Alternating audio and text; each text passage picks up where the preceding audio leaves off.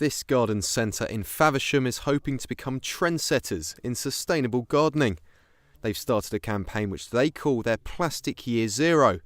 They hope that by the turn of the new year, they won't use a single piece of plastic in their packaging. Sound impossible for a garden centre? Well, their larger plants will now be sold in terracotta pots.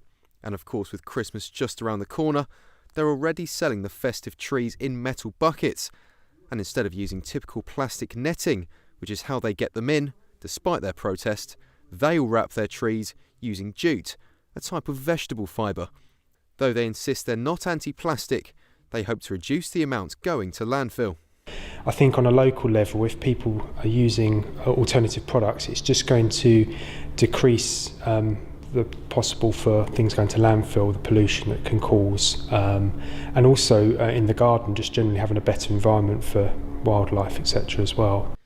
And they've also pioneered a prototype plant pot, which they hope will help recycle plastic with smaller plants.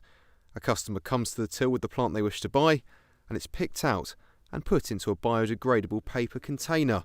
And that is what the customer takes the plant back in, rather than throwing the pot away when they get home.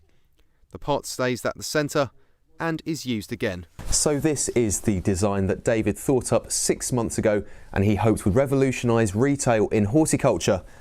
And I now hold in my hands the finished prototype, which the business hope will be fully in use by the start of 2019.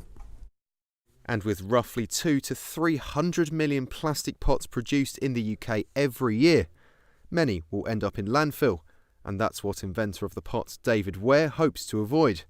Really, it's just to kind of focus us as a company, so we make every effort not to pass on plastics to customers. As a company, we're still going to use plastic, because plastic as a tool is amazing. When it comes to selling things like feeds, compost, plants, we're taking plastic out of the equation. We are going to be growing our normal range of herbs, veg plants and things, but when we sell the actual plant, we're going to lift the plant from the pot, and then we're going to place it into this product here, this new thing here.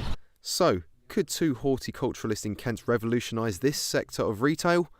It's unlikely, but they do hope that they can go some way to making your festive season a bit greener. This is Phil Welbrook for KMTV in Faversham.